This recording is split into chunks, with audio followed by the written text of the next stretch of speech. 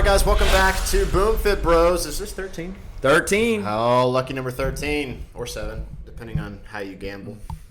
I know you used to gamble. I did. Okay. Anyway, that's not the point of today's episode. We're not rolling the dice. You know we could go on a really long tangent with that, but we'll stick away. Why don't you recap our last episode? We've done. What did we go over the last episode? A lot's happened since then. It's going to be hard. And difficulty. That's right. And just to know that when it gets hard, it doesn't mean that we need to quit. And it's also an indicator that you're doing the right thing, because all hard things are worthwhile. Well, most hard things are worthwhile things. All worthwhile things are hard things, but not all hard things are worthwhile things. But yes, if it is difficult and you're having issues hitting your goal, you're probably going in the right direction. Because and if you're currently going through one of those very hard things, go back and watch that episode. Please do. Because it'll kind of even encourage you in that moment right now. Mm-hmm. Absolutely. Just know that, like, there's no fail unless you quit. Mm-hmm. So if it's difficult, well, join the rest of Earth. And, like, it's hard, guys. Like, it's not an easy thing to achieve really any worthwhile goal. But I don't think there's failure. I think there's learning, and I think there's quitting. And I think quitting probably you could say is failing. But the other stuff, as long as you learn from it, you can continue using that knowledge to help you move forward the next time around. And we talked on, and just to finish that up, we talked on habits, and I thought that was a really good thing to mention, that whether you have good habits or bad habits, they're habits, and your body is a slave almost to those habits. Make yourself a slave to good habits. Think about how you even just start. Think about the first few things you do when you wake up. How many of those things are actively pushing you towards your goal? Right. I'll bet you probably not many. I'll bet you the first thing you do is check your phone. Oh, so true. $10. Speaking of gambling. True. Speaking of gambling, my lucky number is on the social media being checked first thing every single morning when you wake up, before you even go to use the restroom. $10. Is that habit helping you towards your goal? Doubt it. Right. Okay. And if you think that it is because they have those little motivational quotes on Instagram things, it's probably not. You're just substituting action for knowledge. And knowledge is good, but knowledge acted upon is even better. Mm-hmm. So instead of checking social media, create a new habit. You create a new habit. Maybe you wake up, drink 8 ounces of water immediately. So there's your first glass of water for the day. And then you use the restroom. Yeah. And then maybe you cook a nice healthy breakfast. But if you're one of those who wakes up, checks social media, gets dressed, goes to work in a hurry, maybe you start waking up a little Or earlier. checks social media for 45 minutes to an hour. Then you're in such a hurry. Then uses the restroom, showers, does the hair in a hurry, and then you go to work disheveled and not ready for the day, and everything's just a small plug for a book that a book that I know you recently read twice. But it talks about own your morning, own your life. Yeah. Or elevate your life. Yeah. I think it's what he says over and over. Both variations. It's the 5 a.m. Club. Robin Sharma. We definitely recommend it. It is BoomFitBros approved. It is. Man, let's start. We should do a book club. BoomFitBros. Book club.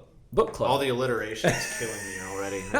But no, if you struggle right now with your morning routine and you basically feel like maybe you're not in any kind of morning routine and you're doing what Gus just described and rushing out the door, the 5 a.m. Club is a phenomenal read. Fantastic. And written very well. Oh, it talks specifically about morning routine. Very easy read, told in kind of like a story format, so it's not like one of those dull kind of bores on self-help books. It's kind of like a story. Yeah. Kind of like a bedtime story. So written by Robin Sharma, 5 a.m. Club. Maybe we'll just reach out to him and plug him.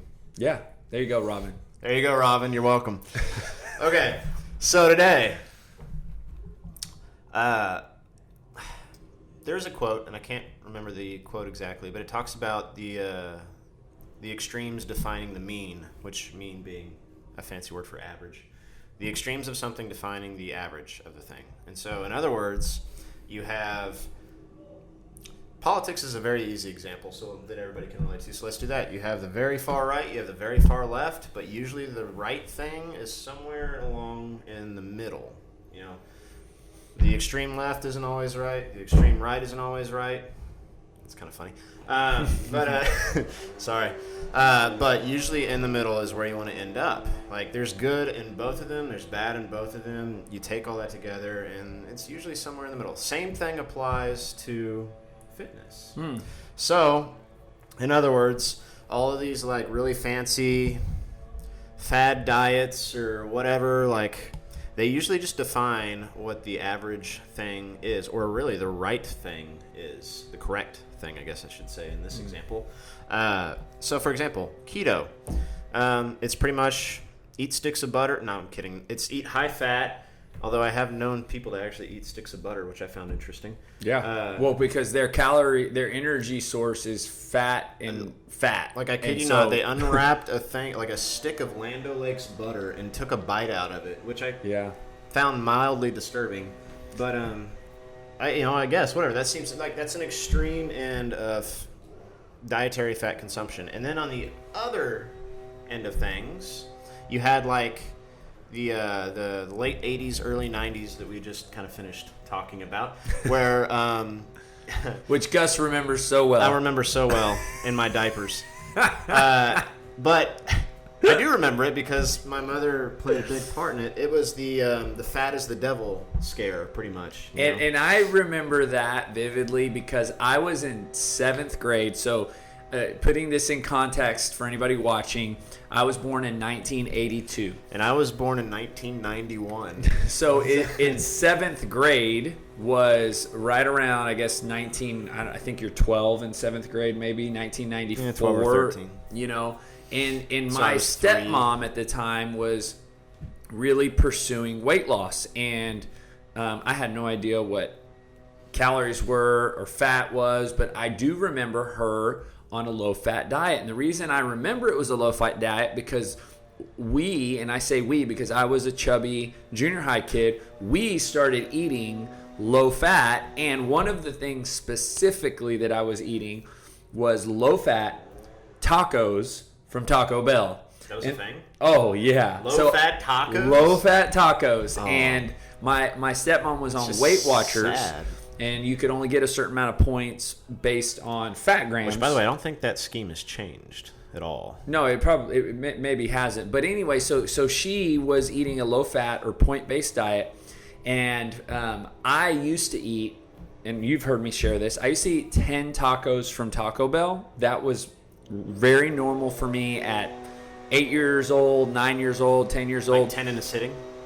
10 at one time. Oh. Crunchy tacos. Oh man, I could go to town. And I like Taco Bell, not when we that went much. on this diet, I shifted and could only eat 3 of the low-fat diet. Deprived soul. Low-fat, I know, 3 man. tacos. And so, but I remember vividly, plus there was probably some other things, but the Taco Bell really stood out to me. If you ate Taco Bell in the early 90s, you remember that. But the market conforms to what the consumer asks for. Mm-hmm. So when the consumer asks for low fat, even a huge chain like Taco Bell gives them what they want. Well, and also, so on that note, I was in the store yesterday, and I saw, so you know Slim Fast? Mm-hmm. So they used to be all about like low fat, no fat too. They had keto protein shakes and keto coffee creamer yesterday. And I said, isn't that interesting? They give you what you want. They give you what you want. So when you're at the grocery store, understand, and we won't go too far off in this, but the larger businesses or the people who are marketing for these larger businesses, they know you so well. And they are marketing a message specifically to you. Well, they know you. They don't necessarily know what the heck they're doing. All they know is marketing. And they're trying to sell their product. They know the hype and the keywords that sell in whatever space they're marketing in because that's their job. I mean, listen to what you just said. Would you say keto protein shakes? And coffee creamer. And so keto coffee creamer. So it's, keto is I didn't know that was a thing until yesterday. Is definitely something that, for the last couple of years, I think is pretty popular. So. Oh yeah, But yeah, no. Well, before that it was paleo. Right, and that and I remember for me at least, I think the CrossFit buzz, right, movement that happened for me in 2008.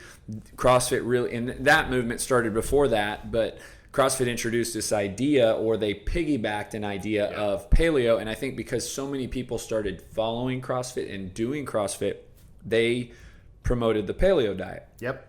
And so, yeah, it was, which again, I don't necessarily disagree with eating single ingredient foods.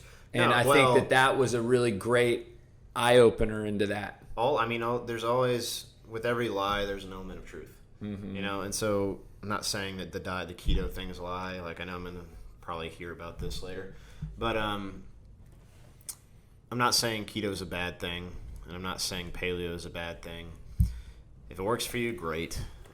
However, what I am saying is that it's trendy. And does it work? Sure. But does that mean it's the best way? Well, what's fascinating, and I won't go into politics because you opened up with that. But interestingly enough, in 1993 or 4 or 5, whenever I was going through that season, and I was in diapers, and Gus was in diapers, and they marketed a message that if you wanted to lose weight, you had to eat low fat. Yeah, which makes logical sense. Well, now fast forward 24 years, and you can find fat bomb recipes on 25 Pinterest. Years, and now we're being marketed a message that says that if we want to lose fat or lose weight, eat as much fat as you want. So to me, looking at this from a 37-year angle of life, in my lifetime, and I'm sure that those of you that have been alive longer than me can share so many other areas that you've seen this extreme 180. But within 25 years, we're being told in order to do the end result that we want, we have to go from one extreme to the complete other. Yeah, literally the complete. Opposite. I remember growing up, like my mom bought fat-free everything. Like we had fat-free wheat thins. They still sell those. Yeah, they do. We had fat-free peanut butter. How do you do that? I don't know, because peanut butter is pretty much just straight fat. But they did it, and I will say it tasted pretty good. But it was fat-free everything. Fat-free Pringles. Fat-free. They had fat-free candy. Like I think they had like fat-free Tootsie Rolls. But like fat-free everything. And now here we are. Fat-free ice cream. Fat-free ice cream. Now here we are, 25 years later. Oh, my mom always bought like skim or 2% milk to, because that had to be fat-free too. Which is kind of disturbing to think, what are they going to tell us in 25 years? Oh, probably the same thing they did 25 years ago. Everything's cyclical. Yeah, you're right. We would probably go full circle. I bet you we go full circle. Or they like jump on the protein hurting your kidneys thing. And I'll tell you this.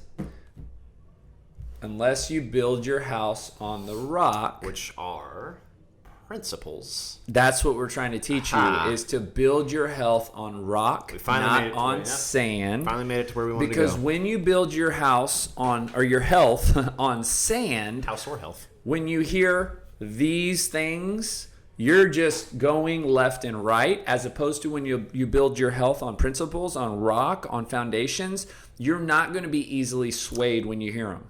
So this actually reminds me, this thought just kind of came to my head, but you remember you and I a long time ago, we went to a continuing education course at A&M, and the keynote speaker... NSCA.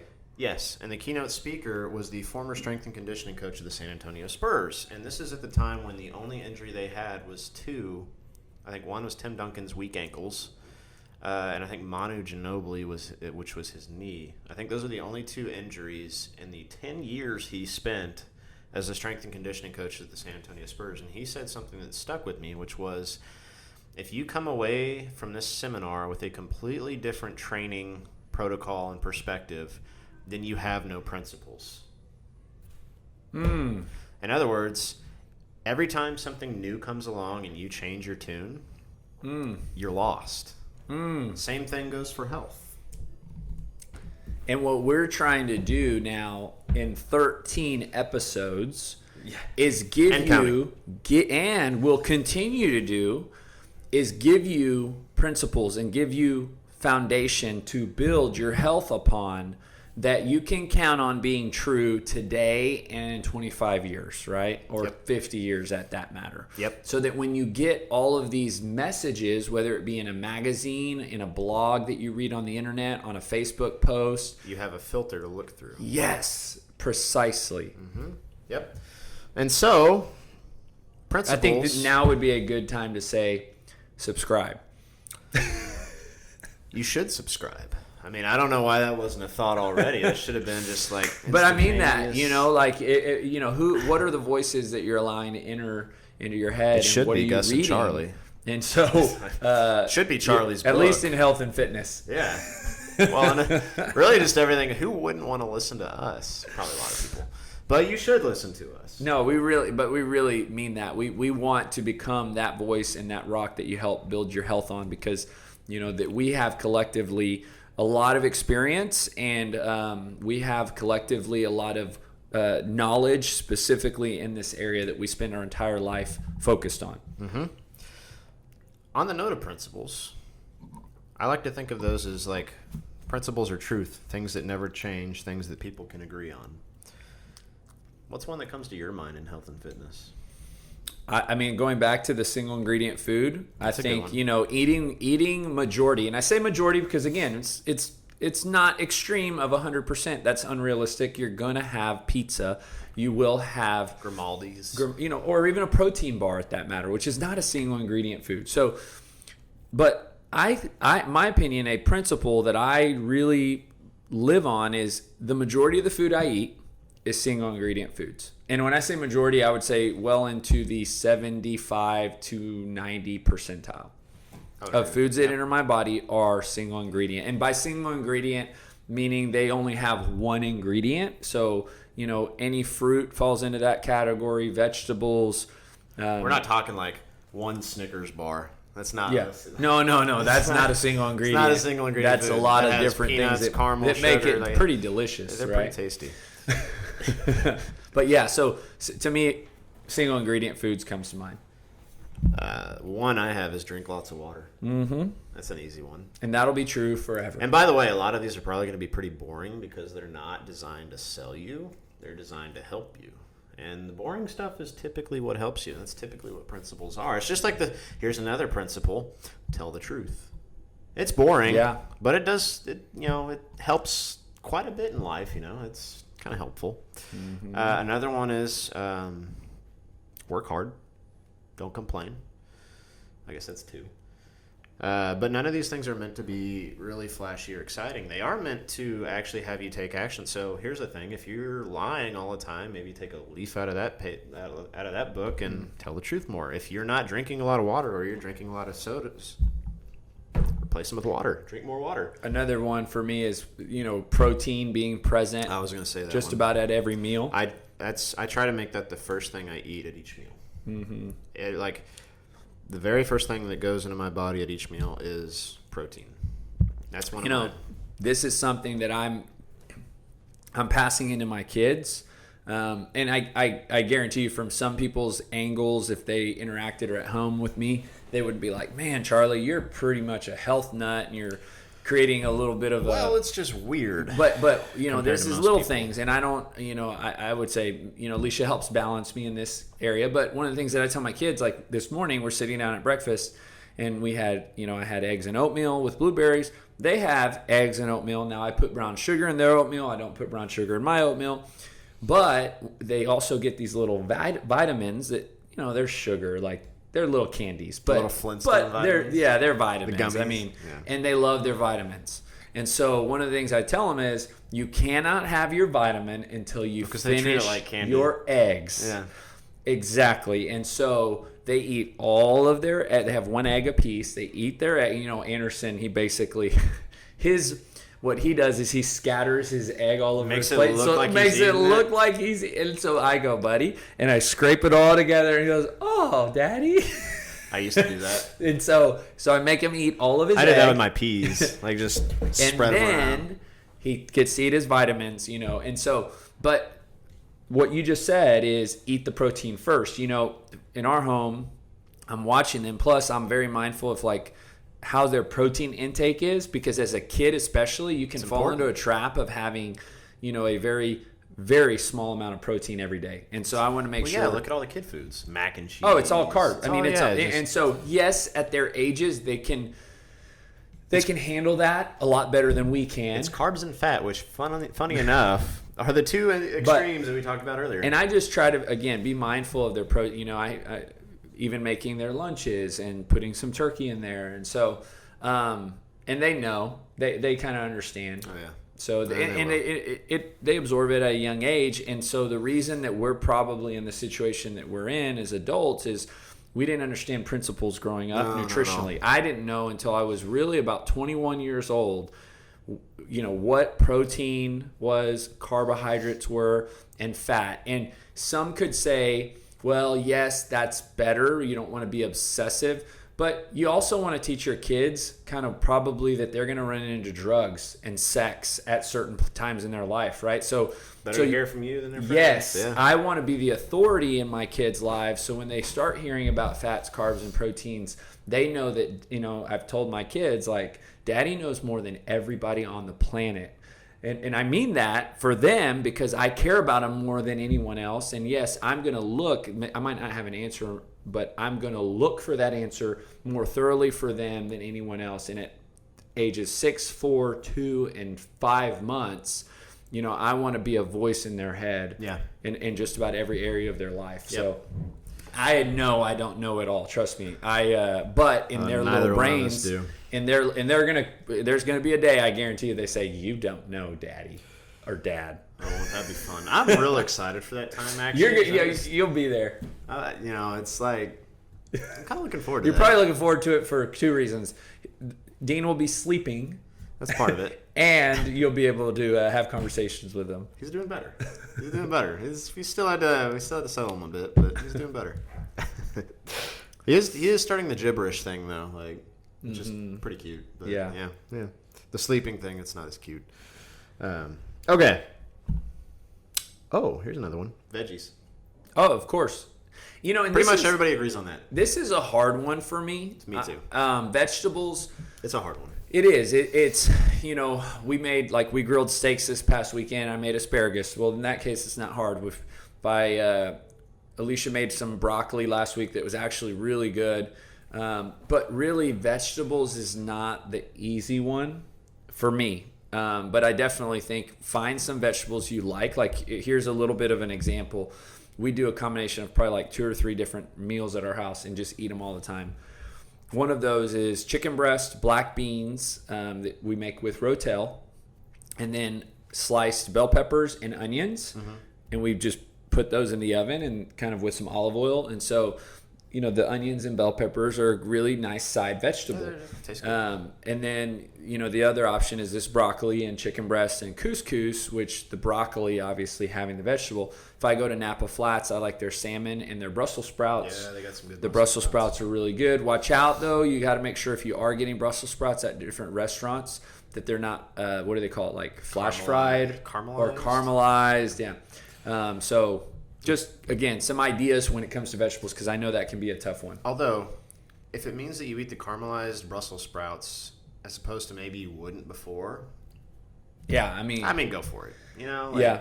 That's the least of your Be aware and again, this is probably some might call, my anal retentiveness. That's a new one. But the danger in that and maybe salad dressings is the amount of sugar that they're doing with this. Yeah, you got to be careful with the I looked into the Nukes salad one time that was called the Nukes Favorite. And it's a 1,000-calorie salad, of which 500 of those 1,000 calories come from sugar. Oh, yeah. 500 of those 1,000 calories are from the dressing, which is fat and sugar. Yep. And so you could have this salad without the dressing and have a phenomenally delicious, healthy meal, or you could have it with the dressing. So it's kind of like those little things they sneak in there. Again, just beware. Yeah, you got to know. But phases, right? Like if you're opting for the Brussels sprouts prior to getting the, I don't know, French fries. You know, if you're eating caramelized candied Brussels sprouts over French fries, I'll take it. Mm-hmm. You know, like if that was what you were doing before, and now you're eating caramelized candied Brussels sprouts, cool. Yeah. You know, still better. If you were doing 2 Big Macs and then a supersized order of fries before you were doing the nuke salad, okay. Yeah, we'll go. You know, we'll I'll go take with the that. nuke salad. Yep. You know, I'm not picky. But, And maybe just dressing on the side. Yep. Anal retentiveness. And another one, and this one's really hard for a lot of adults, and I'm horrible at it. Well, depends on if you ask Brittany or not. Sleeping. So she says I'm a champ at sleeping. You know, I have to plug a really funny thing I heard. Probably like this was after Chip was born. So you know, this is one baby ago, and Alicia shared something with me that one of her friends had shared with her. But she goes, you know, her friend was saying, I don't know why they say sleep like a baby. Babies don't sleep. They should say sleep like a husband. Brittany would agree with that. Oh, man. I have to say, though, like, for some reason or another, I have been able to, in my subconscious self, completely tune out my child's crying, and as well as my wife's, like, elbows. So, I don't know how. I guess it's your survival mechanisms working hard. Oh, and if you ask Brittany, they're working. But anyway, I do feel bad about that. It's gotten to the point now to where, like, I don't really ask in the mornings how either one of them slept. I just, like, wait for that to come out in the woodwork on its own, because if I ask, it doesn't go well for me. And we could say that given their scenario where you're in this really challenging season, and we're in it too. I mean, there's although Alicia would probably say the same, that Charlie sleeps a lot better than her. And this is also speaking to probably true, to the moms out there that honest. are in that season. We're probably going to speak specifically when you're not in that season, and when it comes to sleep, Again, right? When your kids, cyclical. if you don't have kids, obviously you're living on vacation. Let's be honest. Take advantage of the sleep. But if you have kids that are a little bit older, then you can probably dictate what time you go to bed. That's super important. Yes. What time you go to bed, and then what time you wake up. And so making sure that you're getting adequate amount of sleep. And that's actually showing in a lot of studies to add so much to long-term life expectancy. Longevity. And so making sure that we don't completely minimize sleep. So if you're, take somebody like me who likes to wake up early, I have to balance that by going to bed early. Because if you're going to bed at 1 o'clock in the morning and trying to wake up at 5 o'clock in the morning, good luck to you. It's not going to be very, very good for you health-wise. It won't. And some people can operate off of very little sleep, but that doesn't mean that it's healthy. Or that they should. Yeah. Yeah. So that can be a principle I agree with health. And I think that probably sums up a lot of the really big principles in health and fitness. Obviously exercise, but everybody knows that one. Mm-hmm. But I think we should wrap this up. In summary, guys, like, it's okay to get caught up in the hype of things. It happens. But have some sort of underlying base of principles that you can use to kind of make that filter. Like, don't let yourself get carried away in the fads, because it doesn't really work out for most people. That being said, I'm Gus Ward. That's I'm Charlie. That's C4. Hey, we're happy that you joined us sponsorship. this morning or today, and keep tuning in and subscribe. Yeah. We'll see you in episode 14, guys. See Talk you to you guys. later.